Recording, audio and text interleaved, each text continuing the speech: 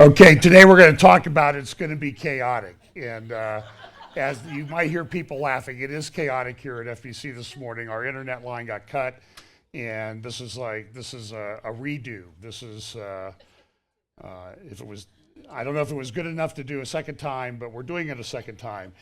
We talk each week about the convergence of events, and certainly we live at a time where these events seem to be converging, they seem to be accelerating.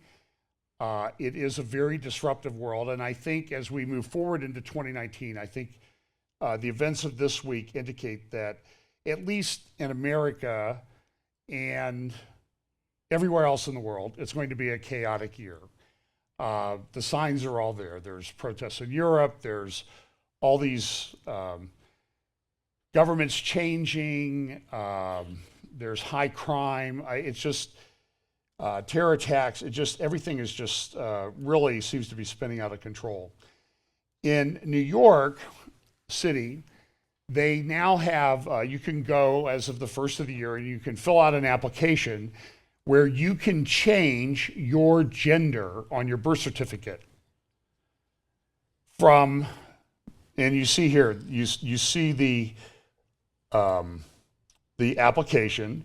You can change it from MFX to MFX to reflect my true gender identity and is not for any fraudulent purpose. And the mayor of New York, Bill de Blasio, said, transgender and gender nonconforming New Yorkers deserve the right to choose how they identify and to live with respect and dignity. This bold new policy advances the fight for equality and makes our city fairer for all people. Well, it really doesn't make it fairer for all people. And the First Lady of New York City said, and I don't think she's de Blasio's wife, I think it might be his partner, but anyway, she said this: New Yorkers deserve a birth certificate that reflects and affirms their lived reality.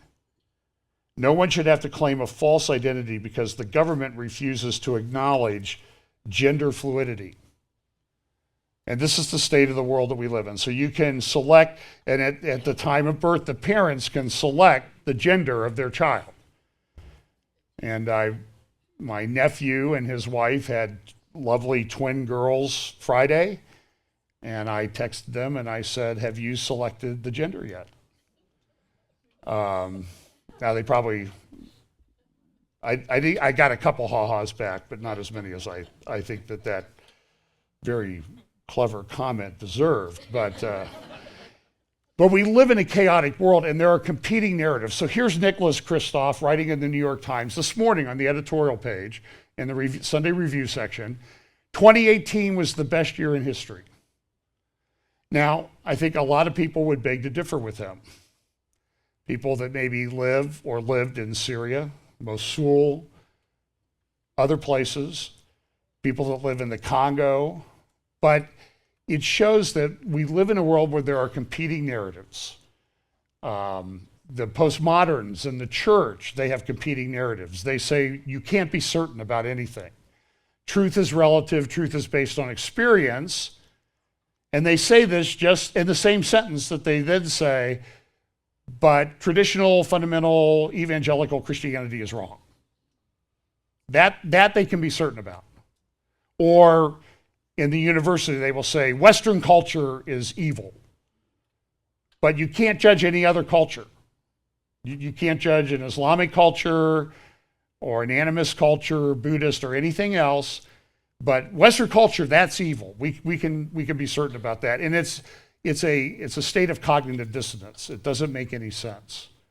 And you see these narratives. For example, with President Trump. Trump is the worst person ever. Trump is the equivalent to the Messiah. And then there's all the different views in between those two extremes. But things I think are going to get chaotic. This is an article in City Journal titled Crimes of Survival. And this has been going around in criminal justice circles for a long time. I have a master's degree in criminology. And this was when I did that a few years ago. We were having this debate. What's the cause of crime? How do we punish criminals? Is it fair to punish someone who grew up in poverty? So now what they've done is sort of this Orwellian replacement system that we live in now, where old ideas are recycled with new names, and they're still the bad, stupid ideas that they had before. Now it's called crimes of survival, or survival crime. The latest fad in criminal justice activism is the concept of survival crime. The theory holds that the homeless, the poor, or people of color commit property crimes and low-level infractions in order to secure their basic human survival. Any enforcement of these laws is thus a violation of their basic human rights and should be relaxed. That is, local governments should stop enforcing any laws that criminalize homelessness and criminalize poverty. Now, for a lot of years, a felony, say a felony robbery or burglary or theft, was based on the amount of the value of the thing that you took. And it used to be $100, $200. Anything over $100 or $200, you would be charged with a felony, which usually is defined by imprisonment in the state penitentiary for a period of time of 1 year or longer. Usually a misdemeanor is punishable by 1 year or less. Well, what they did, for example, in California, what they've done now is they have tried to decriminalize theft, shoplifting. So now the threshold amount up to which it will be a misdemeanor, which really aren't even enforced, and which some of the prosecutors in California have said, we're not going to pursue charges or punishment on anything below a certain dollar threshold. And now that is up to almost $1,000, $950, I think, in California. What do you think that this is doing to shoplifting? Or what do you think it's going to do with shoplifting? And we live in a world where it seems that at least half of the people, in the case of California, the majority of the people have completely lost the ability to reason and think through what are the implications of what our policies are. And so here's what the City Journal article said, and the City Journal's a great journal. The problem is that cities like Seattle and San Francisco have not just decriminalized homelessness or decriminalized poverty, they have increasingly decriminalized crime. Over the last 5 years, the classification of survival crime has expanded well beyond stealing the proverbial loaf of bread. In California, for instance, Proposition 47 downgraded theft of property valued at less than $950 to a misdemeanor, meaning that the police are unlikely to pursue even habitual shoplifters and thieves. The predictable result, a statewide rise in petty theft. Seattle and King County recently released, so those Amazon packages on your porch in California, you're on your own. Now, in New York, they had this thing called New York City, Mayor Giuliani at the time sort of adopted this theory, the broken windows theory. And so what they did was they prosecuted all sorts of petty crime. And if any of you were back in New York, and I was in New York a lot in the 1980s, it was pretty wild. I mean, like the Times Square district was literally a cesspool. It wasn't sort of the Disneyland entertainment center that it is today. Back in the 80s, it was really bad. Graffiti was everywhere. There was petty street crime. And Giuliani came in and with his police chief, one of the things they instituted was the broken windows policy. And they said, look, we're going to prosecute graffiti. We're going to prosecute petty crime. And we're going to punish these people. And guess what? Crime went down. And things got better. And New York became a better place to live. And so now they're having this huge problem in San Francisco and Seattle, and a lot of cities are afraid, like, are we going to turn into Seattle or San Francisco? And this article says, as one veteran Seattle cop told me, we have basically stopped enforcing the law against the homeless population. Political leaders don't want it, and prosecutors won't pursue charges. It's a waste of time. In New York City, the NYPD has backed off from arresting people for subway fare evasion on the grounds that the enforcement has a disparate impact on the poor. Fare bidding has risen sharply since the new policy was enacted. Now what's happening? They can't repair the subways. Subways are falling apart. And this is the way that we do this. This is, as the article says, if activists are successful in this revaluation of the law, there is no obvious limit to the extension of survival crime theory to other favored identity groups. There is already a growing literature that survival crime protection should be extended to the LGBT community, sex workers, and recipients of public benefits. Under the catch-all doctrine of intersectionality, they can be extended ad infinitum, depending on the political whims of the moment. In a short time, our legal proceedings may no longer begin with the question, what is the crime, but who is the criminal? Lady Justice may finally take off her blindfold and play a new role as the arbiter of two separate legal systems, depending on who stands before her. And this is a great article, and if you can look it up and read it, that's good. And I may have the links to send to Brian. So I did actually collect some of the links in my articles today. Well, we had the swearing in of the new Congress this week in the U.S., and a couple of the congressmen are Muslims, Muslim women, one from Michigan. And the one from Michigan, she was sworn in on Thomas Jefferson's Koran. Now, Keith Ellison was sworn in using the same Koran about 12 years ago, congressman also from Minnesota, a congressman from Minnesota. And at the time, they said, oh, isn't this wonderful? This is Thomas Jefferson's Koran. And the question is, why did Thomas Jefferson have a Quran? And the reason that he had a Quran is because at the time, American merchant ships were being boarded by the Barbary pirates off the coast of Africa. And so he got a Quran to figure out what is motivating these people to do these horrible crimes. But the reason that he had this is completely lost. And so what Bill Warner says in his article of Political Islam, and it's a website that I highly recommend. He does fantastic work at analyzing Islam and the political force behind it, the desire for Sharia law. So he says, look, let's get the facts straight. It's not Jefferson's fact. It's not Jefferson's Quran. It is Muhammad's Quran. Fact. Jefferson owed a Quran to understand the defeat the Islamic Barbary pirates. How many members of Congress have read the Quran and Sunnah from cover to cover or have any idea what is written on these pages? Fact. We have evidence of our forefathers' reference to the Quran. John Adams and Thomas Jefferson to John Jay, March 28, 1786. Fact. Talib, or whatever her name is the Palestinian congresswoman from Michigan. She is swearing her oath on a Quran, which over 20% was written in Medina and is about violent jihad. Fact. She is swearing her oath on a Quran that has 17% of its text from Muhammad's time in Medina devoted to Jew hatred. Fact. She is swearing her oath on a Quran that says the Muslims are superior to all and the non-Muslims, the kafar, are lower than animals. It also says that a Muslim is not the friend of a kafir.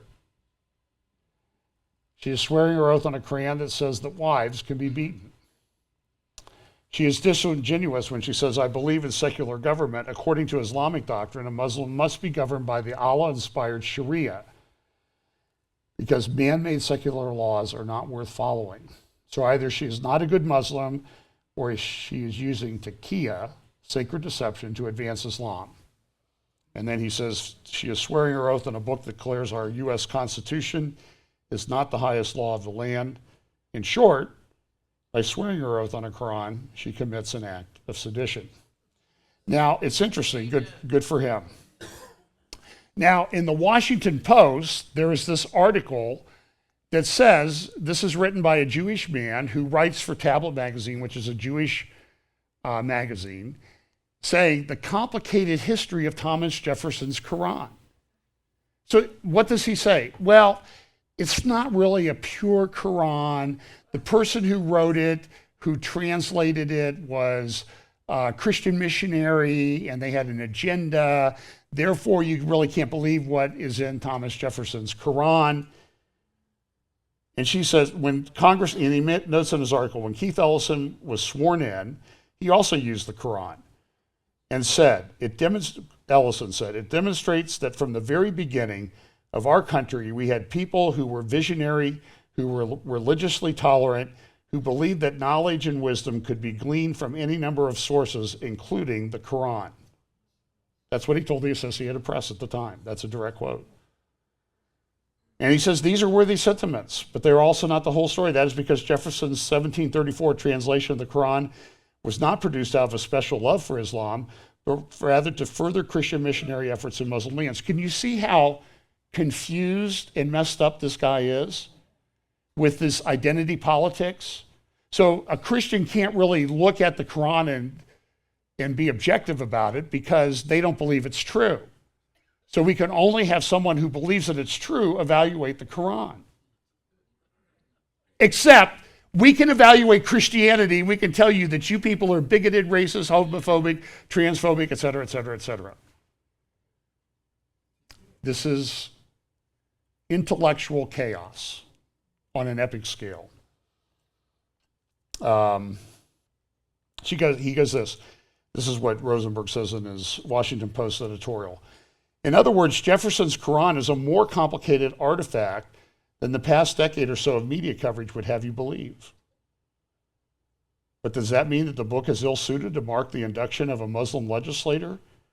This is because Jefferson's Quran embodies the twin truths we must acknowledge about America's relationship with Muslims. And this is where we get into the sort of Hegelian dialectic thing. You know, we have this view, and we're going to come up with sort of a mushy thing in the middle. On the one hand, as this Congresswoman has rightly noted, the work's existence shows Islam has been part of American story from the beginning. On the other hand, so also has fear and misunderstanding of Muslims. Now, let me just ask you a question. Did Thomas Jefferson not understand that pirates were boarding American merchant ships in the Mediterranean and stealing things and taking people hostage and selling people into slavery, by the way? And he wanted to understand how to put a stop to it. So he read their books. This is,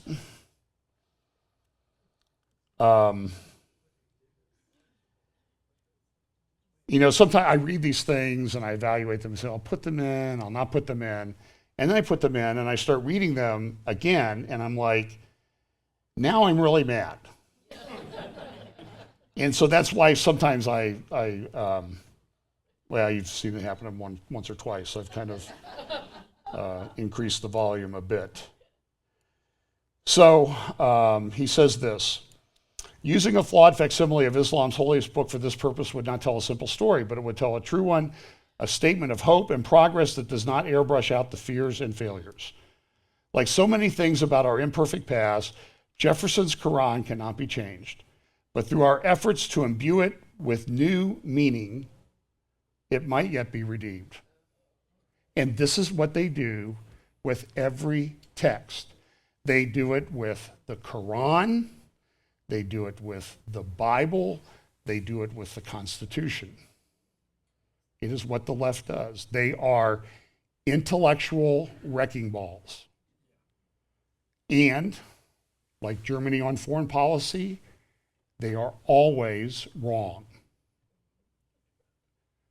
I want to say almost always wrong, just to solve somebody. I think, well, he's actually a little bit of an opening there.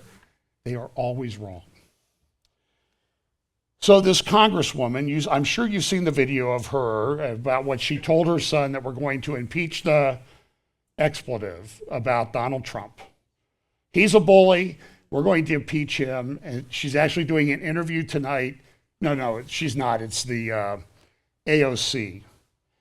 And perhaps we talked about the abomination of desolation, AOD, and now we have AOC, this Ocasio-Cortez Congresswoman from New York. She's going to be interviewed tonight on 60 Minutes. But this is front page of the Sunday Review section of the New York Times this morning. The people versus Donald Trump. Now, let me just make a few comments.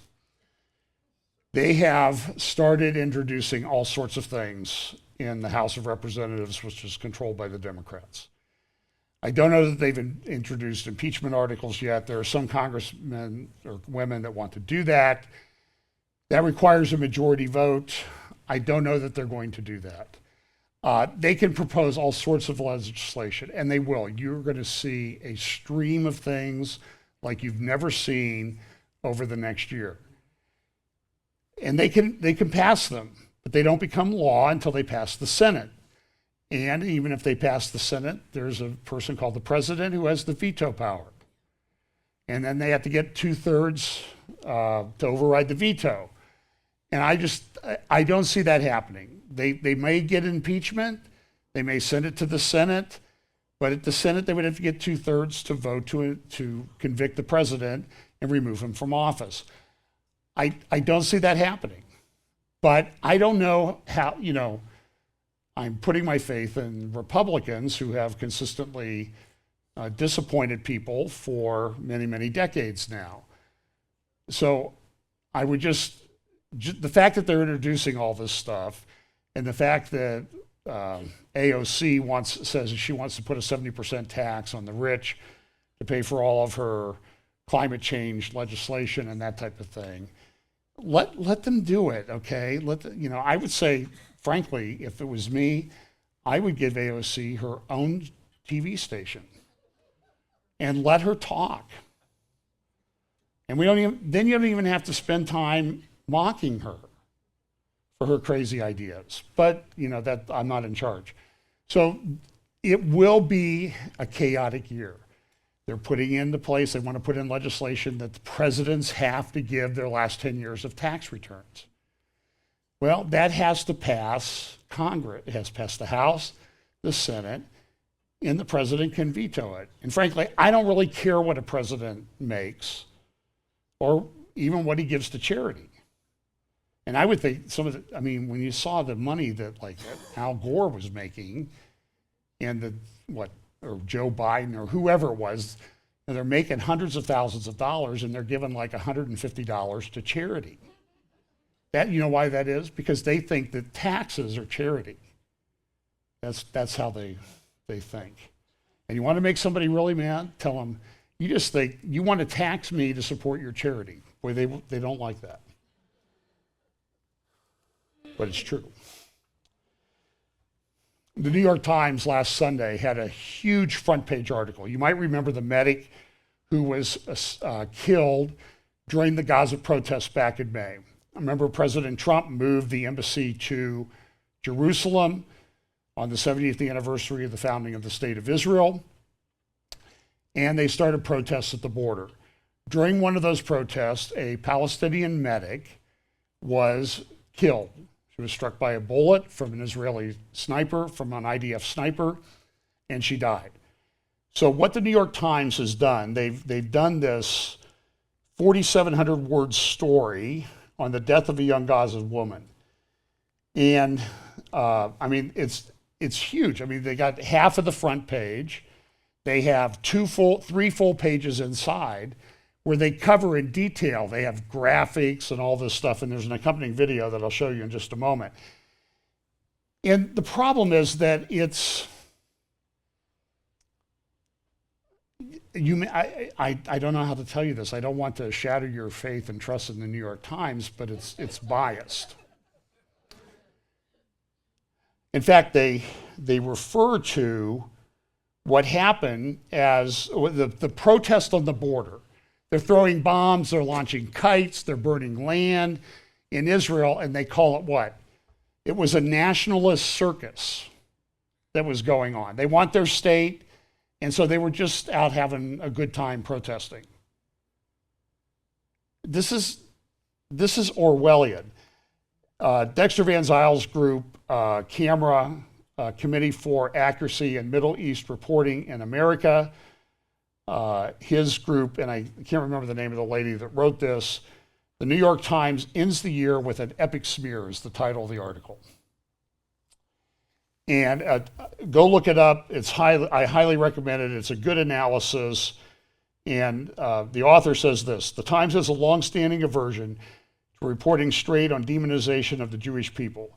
So there is no mention of the Hamas leader Yahya Sinwar vowing last April before the death of the young medic, quote, "We will take down the border and we will tear out their hearts from their bodies." No, it's said it's a nationalist circus. They also don't mention the context. From 2015 to 2017, 3 years, 3 calendar years, there were 71 rockets launched from Gaza into Israel. In 2018, there were over 1,000. Have you heard this reported anywhere? If you read Camera and Dexter and his staff's work, you will hear that. Only near the close do readers learn this, that the woman was killed when a bullet struck her. And so here's some video and I'll give the New York Times credit. They took all these everybody has a cell phone now, right? And I told you once I was in a place where I thought maybe something was going down. And I looked around and nobody had their cell phone out, so I figured nothing's going down. So they analyze it. They show, this is great graphics. And they show, and essentially what they show, though, is that the sniper fire that happened was that it was in a crowd, and the implication is that some IDF sniper shot her and killed her intentionally. But even if you go all the way to the end of the article, and this goes again to you, the rule of thumb when you're reading an article in the New York Times, it's okay to read the New York Times. Just understand their bias and understand that usually you'll get the truth in the last 3 or 4 paragraphs. Okay, the rest of it is sort of editorializing until you get up to this point. And so what they show there is that the bullet ricocheted off the ground and struck her and killed her. It was not an intentional strike. And there's let's see, I think there's another little bit of a graphic coming up here. And it actually shows how the flight of the bullet came in, and the medic, she's in the orange there, and this is the line of fire, and apparently they were firing at this person, and the bullet hit the ground, and it ricocheted, and it struck her. Camera's article says this: the continuous hectoring of Israel in a region where vast cruelties have been inflicted on peoples who, in the light of journalistic attention, are ignored, can be weighed in the context of the Times' greatest past professional failure. The century's bitterest journalistic failure is how former New York Times executive editor Max Frankel described his publication's coverage of the extermination of 6 million Jews in World War II. The characteristics of that staggering, staining failure included obscuring the horror befalling the Jewish people by blurring the singular Nazi aggression against them, bearing reports of their slaughter in the millions deep in the papers to minimize public awareness, and rarely ever give front page attention to the catastrophe. And I'm going to show you the opposite side of that coin in just a moment. That what the New York Times does not bury in the middle of the paper. Millions of Jews, you got to dig for it. One medic killed by a ricocheted bullet during a violent protest on the border by people who said, we're going to come and we're going to get into Israel and we're going to take your hearts out. One person killed in that. They get 3.5 pages in the New York Times on a Sunday edition.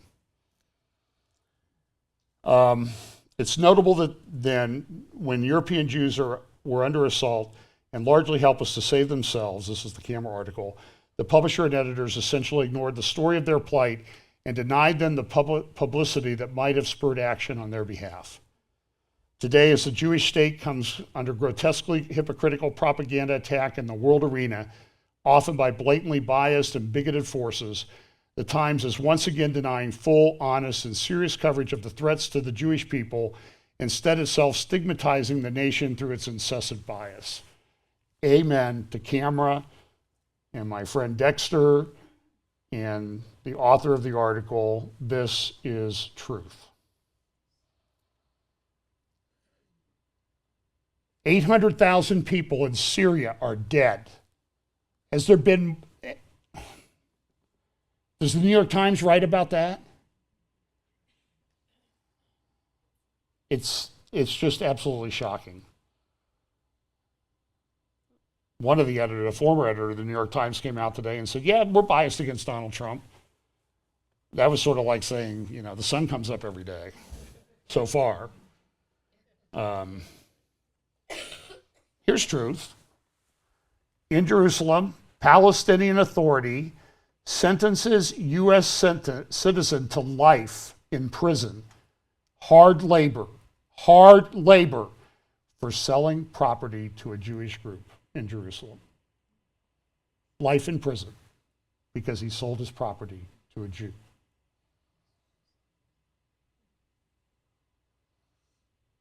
That's a U.S. citizen.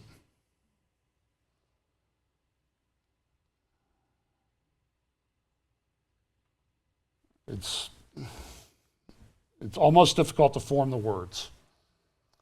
This week, and as I looked through the press about this meeting that Rouhani had with one of the Hamas leaders, a terrorist group. Everybody agrees Hamas is a terrorist group. It turns 31 this year. It was a terrorist group in the beginning, came out of the Muslim Brotherhood. It's a terrorist group today. It will be a terrorist group until it's fully, completely defeated and eradicated. So the press, the mainstream press, was reporting that the moderate leader of Rouhani, the moderate leader in the Iranian leadership, had a meeting with the Hamas guy. I read that. And some people were like, this seems out of character for the moderate Rouhani. And it's like, what planet do you live on? Are you writing it blindfolded? Are you doing the blindfold challenge? That you would not be able to see exactly what's been going on for the last 40 years. In fact, it's 40 years, February 1st, that the Iranian Revolution started. We'll talk about that a little bit. But so here was Rouhani with the Hamas leader. And he had this meeting. Iran's president says Palestinians can defend their rights only through resistance and struggle against Israel. Hassan Rouhani made the statement in a meeting with the Secretary General of the Palestinian Islamic Jihad. It wasn't Hamas, excuse me. It's very easy to confuse outright terror groups because they just change their names occasionally. The Iranian president stressed Palestinians must continue their resistance and bring the Israeli to their knees. This is the moderate Iranian. He said all Muslims must support the Palestinians' right of return to their homeland and their efforts to establish Jerusalem, Al-Quds, as the permanent capital of Palestine. Rouhani also reiterated that Iran would undoubtedly win the economic war waged by the enemies of the Islamic Republic. For his part, the Islamic Jihad leader said Palestinians would continue their resistance. And he also said this: Israel must be destroyed and wiped out. There is no doubt that the Zionists must be annihilated and destroyed. This will definitely happen. This is Rouhani. Neither Russia nor any other country can intermediate between us and the Zionists. The Islamic Revolution in Iran will not back down even an inch from its position regarding the wiping out of Israel. And Rouhani, the moderate Rouhani, concluded, actually, this was another interview. I'm on December 28th, a few days before, a brigadier general of the Iranian Revolutionary Guard Corps, the deputy commander for cultural and social affairs and former commander of the Basij, said this, that Israel must be destroyed and wiped out. And he concluded his article by his interview by saying this. And look at how he's smiling. He says, we are, and we will continue to be the soldiers of Imam Khomeini until our last breath and until the last drop of our blood. I myself will hoist the flag of the Islamic Revolution in Jerusalem, Allah willing. Wow. Well, there's a great article now. Everybody's talking about the peace plan. Are we going to have a peace plan? When's Trump coming out with the peace plan? There's reports now that Trump wants to release the plan and have Netanyahu campaign on it. There's reports that Netanyahu doesn't want that to happen. By the way, there's an election coming up, early elections, April 9th in Israel. They dissolved the Knesset.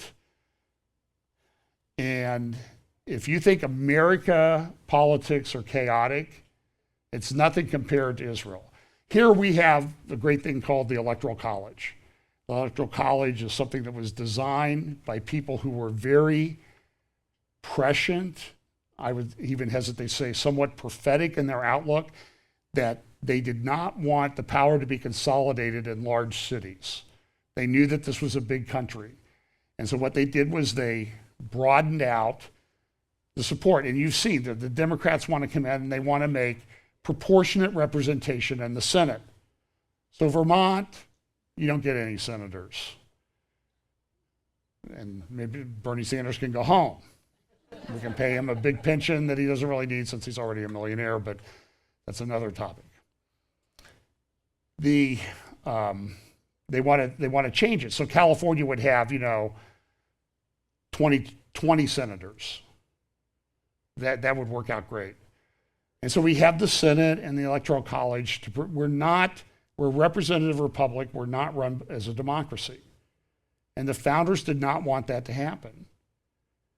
And Nancy Pelosi can stand up there and say, but Article 1 of the Constitution, she doesn't believe in the Constitution. Okay, that's like an atheist pastor getting up and talking about the Bible. She's just using it as a political prop. And don't tell me that Botox is not toxic. I mean, did you see what her daughter said? Her daughter said, she can cut off your head and you won't even know you're bleeding. That's her daughter.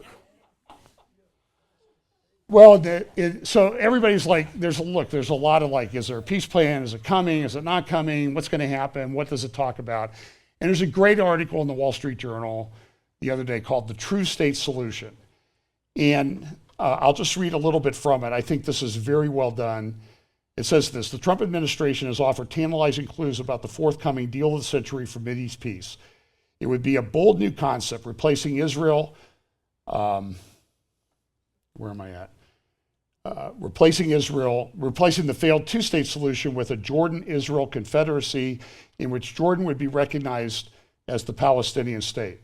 Call it the true state solution. And the reason he says this is when you go back to the original partition plan, and you can see the map there, that there was a Jewish state west of the Jordan River, between Jordan River and the Mediterranean, and then east of the Jordan River there was Transjordan, which was Arab Palestine. And that was the original design. In fact, probably the only documents, really existing legal documents, that have been signed and agreed to by all the people. There's a San Remo agreement.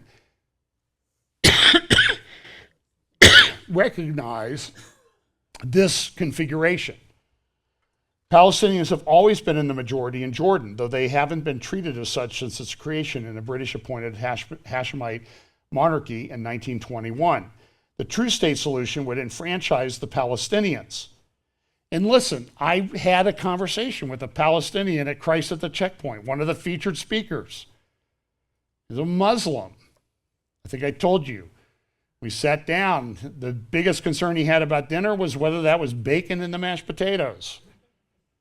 And I told him, listen, that's not bacon. I know bacon. And that is not bacon. But he still, I guess he didn't trust me because he didn't eat his mashed potatoes. But I asked him, I said, the Palestinians don't have full rights, do they, in Jordan? Oh, no, they don't. Well, where are the protests? They've been there for 70 years or longer. They're the majority. They can't even vote. They can't even get certain employment, certain jobs. So this article goes through and sort of traces the history. Start with the truthful foundation of history. Britain inherited all the present-day Jordan and Israel when the Ottoman Empire dissolved after World War I. The Palestinian Mandate of 1922 divided the area into Arab Palestine, comprising 78% of the territory, and Jewish Palestine, the remaining 22%. And by the way, at the time that happened, the majority of people that lived in Jerusalem were Jews. It's a fact, even though the Ottomans had ruled that area for over 400 years. The Jewish Agency, Britain later tried to accommodate Arab opposition by further dividing Israel's 22% in what became the UN Partition Plan of 1947. The Jewish Agency for Palestine immediately accepted the plan, but when the General Assembly passed the resolution recognizing Israel's independence, the Arab states immediately launched a war which squandered the partition plan's window for an Arab state on the West Bank. Jordan, encouraged by Britain, annexed the West Bank in 1950, a move the Arab League bitterly opposed and almost no state recognized. That arguably left Israel with the legal right under the original British mandate to claim sovereignty over the entire 22% of the Palestine outside of modern Jordan. Israel's claim was further consolidated by its victory in the 1967 Six-Day War. Jordan later disavowed its claim on the West Bank and severed administrative ties in 1988, leaving the status of its former citizens further in limbo. Say this has all been done by Israel is just a lie. And what happened? The Palestinians, they tried. These are headlines from September of 1970. The Palestinians were trying to overthrow the Jordanian government. It led to a movement called Black September. For years, they tried to assassinate King Hussein of Jordan. Yasser Arafat wanted to take over Jordan. The Palestinians were the majority there. It was brutal. It was a brutal put down by King Hussein. He put them on planes and buses and sent them to Syria, where a lot of them ended up in the Yarmouk refugee camp, which Syria bombed into obliteration just recently to get rid of the Sunnis. Now they're bringing in Shia to replace them. This stuff has a long history, and it's not all Israel, folks. It's Arab versus Arab in a lot of cases. So that's what happened in 1970, and of course we know by 1988, Jordan just said, we're done. We're out of here. Israel, you do what you want. Palestinians launched the intifadas, and it wasn't until, by the way, Jordan really said, we're done with this, 1988, Hamas is formed in Gaza. Now they probably have the majority support of the Palestinians in the area called the West Bank, Judea and Samaria. And it wasn't until that really happened, this is sort of a growing, we really want our own state in Palestine. Why? Because that's the way we get rid of these Jews. That's what's been driving this all the way along.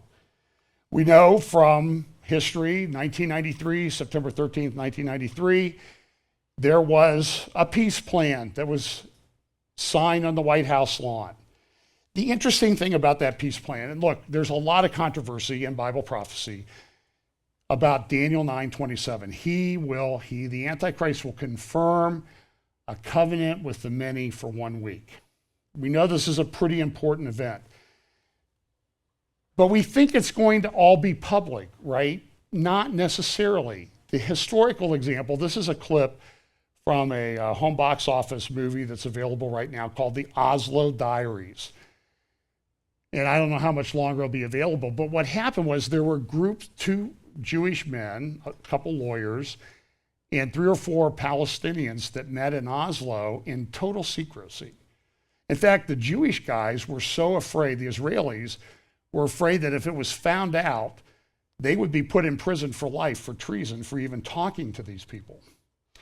That eventually led, of course, we know, these secret negotiations finally led to a big public thing on the White House lawn where Bill Clinton brought together, this is September 13th, 1993, and he had Yitzhak Rabin and Yasser Arafat, and he essentially, even Shimon Peres admits, he shoved them together. Here's what he said. Isaac and Ishmael have embarked together on a bold journey. Together, today, with all our hearts and all our souls, we bid them shalom, salam, peace.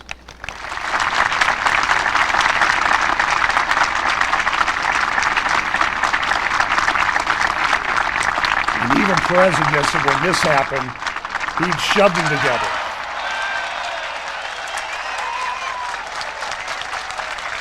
And it accomplished nothing.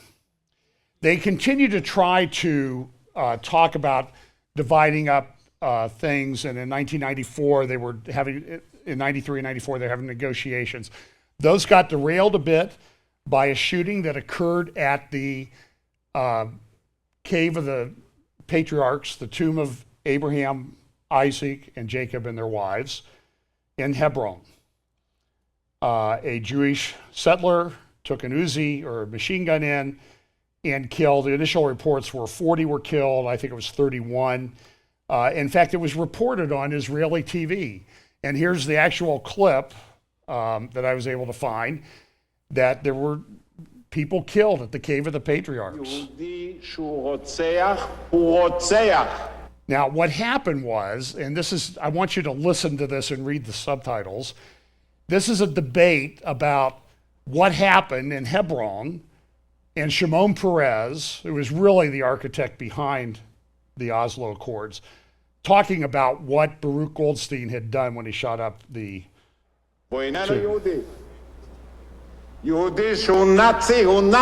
Jew who's a Nazi is a Nazi, not a Jew. A man who claims to be a Jew sneaks up from behind and shoots worshipers in the back in a place that is sacred to the Arabs and to us. Then he says this, clip after clip, I'm appalled. Who can I compare him to?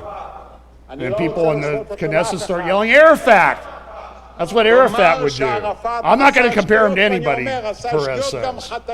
To say Arafat made mistakes, yeah, he did. But he's also our partner for peace. No more war, he said. I recognize the state of Israel and its right to security.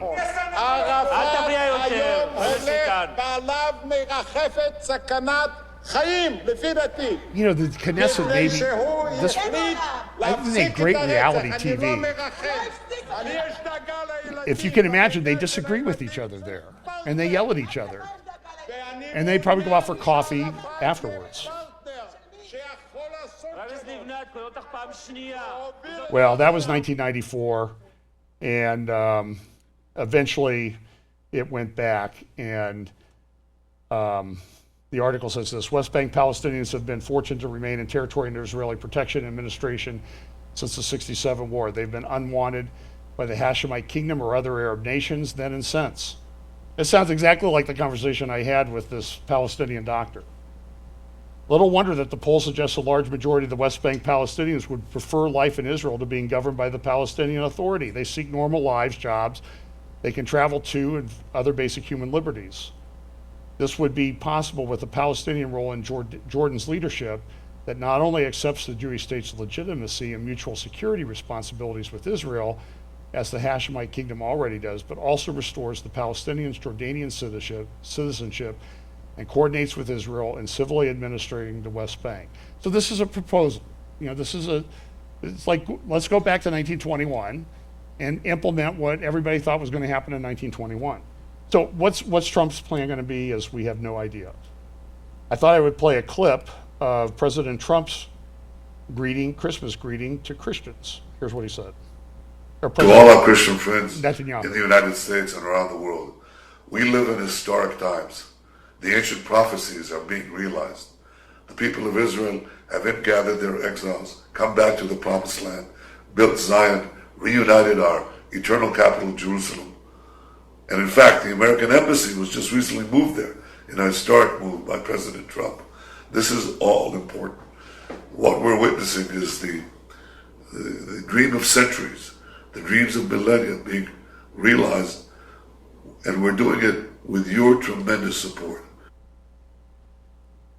Now, the New York Times has this full-page editorial, or half-page editorial, Why Trump Reigns as King Cyrus.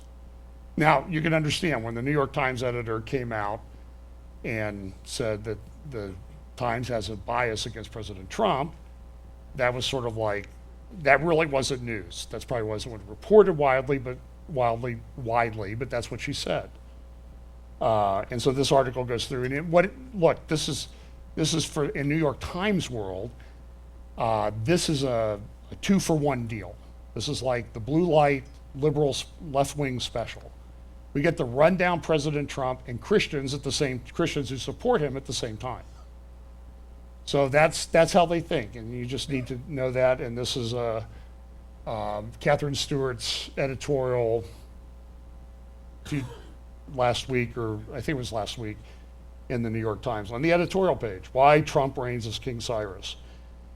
And there have been Christian people that have said that Trump is like a Cyrus. And again, I have concerns with people attributing messianic type qualities to President Trump. That in this day and age, at this time in history, on the prophetic timeline where we are, any of that stuff really concerns me. So I'll conclude with this. There was a lot of controversy this week about Trump. Trump was very active, shall we say. He made this statement he's withdrawing from Syria, and all these people are saying, oh, this is against policy, this was off the cuff. There's a good article in Foreign Policy this week called "The Blob is Lying About Trump's Withdrawal from Syria," directed to withdraw from Syria. Foreign Policy, which is not a fan of Donald Trump, by the way. They're saying, look, the Blob, that's sort of their word for the foreign policy deep state that exists in Washington, D.C. They're saying, oh, Trump made this up, he's so impetuous. And they go through details in that article, and I think there'll be a link in the notes with this video to that article, because I think you should read it, because it goes through, and Trump has been planning this for a long time. But listen, anything that happens over there is going to be very chaotic and magnified. Iran is really in trouble right now. Their economy is bad. They're having a lot of protests. Some people are suggesting that their government could fall. Maybe it will. But what replaces it? That's my question.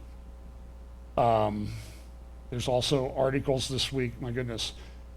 And these are from sources that I wouldn't normally recommend, but in the New Yorker, there's a great very, very long article about what is happening in Mosul and the former ISIS areas right now.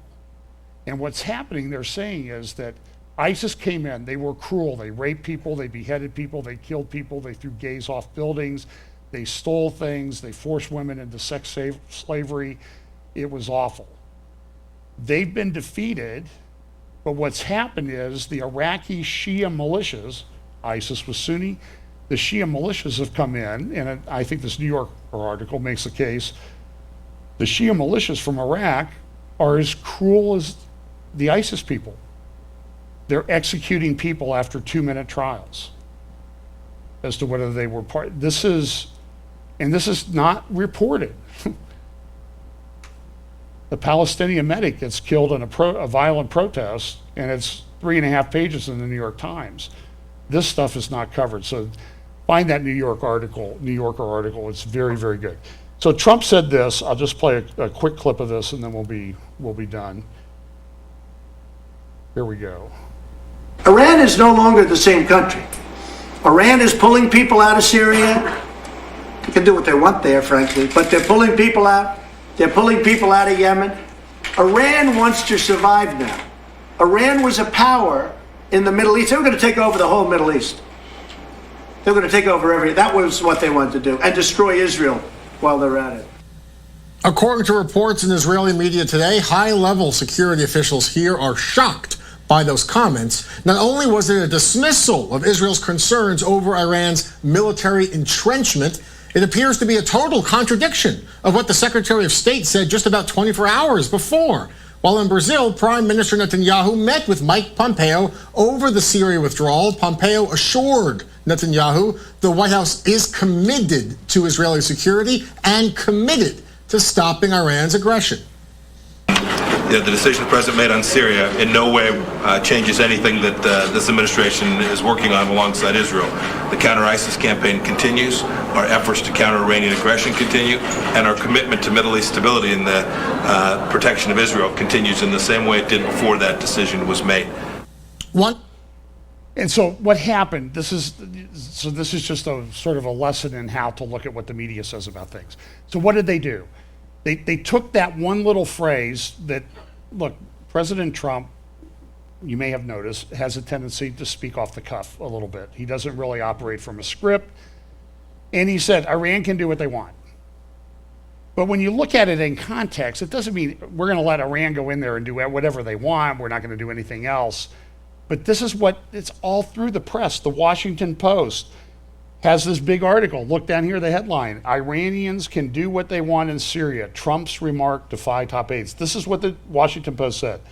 In his first cabinet meeting of the year, President Trump stuck a dagger in a major initiative advanced by his foreign policy team. Iran's leaders, the president said, can do what they want in Syria. With a stray remark, Trump snuffed out a plan from his national security advisor, John Bolton, who this fall vowed that the United States would not leave Syria as long as Iranian troops are outside Iran's borders. And so you see what the media is. This is not journalism. This is advocacy journalism.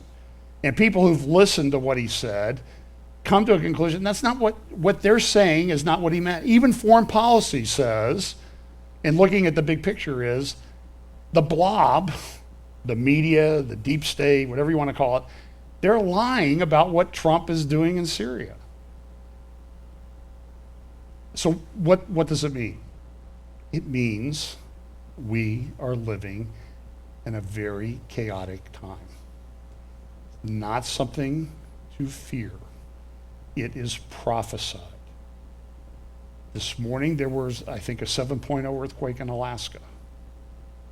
It seems the earthquakes are off the charts, and the number of them that are happening all over the world. Volcanoes are erupting.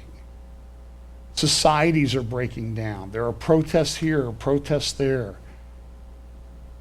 This is all part of God's design. God is, I believe, warning people that now is the day of salvation. You have now got to make a decision. Because I've warned you. And just like Ezekiel, in Ezekiel chapter 8, looked at the things that were going on in Jerusalem, in the temple, on the Temple Mount, and the horrific things that the leaders of Israel, the elders, were doing, the religious abominations that they were committing. And Ezekiel warned Judah, listen, you're doing this in the temple, folks. God's sending warnings now too. And in particular, he's warning the church. You better get your act together because I'm coming back. If you're saved, act like it. If you're not saved, get saved. Believe that Jesus Christ is the only answer to reconcile you with a just, holy, righteous, loving God. Believe on the Lord Jesus Christ, and you will be saved. Now is the time. It is not the time to delay. Can I predict what's going to happen? Look, I'm just telling you, I see a lot of chaos. I disagree with the writer in the New York Times that 2018 was the best year ever. But the Bible tells us that when they say peace and safety, then all hell breaks loose. So you see people pushing this. You see them pushing it on all sides of the political spectrum. Everything is great. Everything is just perfect.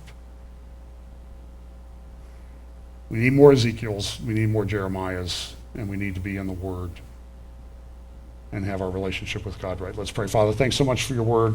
Pray that you'll bless us this week and give us the strength, the power of your Holy Spirit to persevere in these times and live for your glory. In Jesus' name, amen.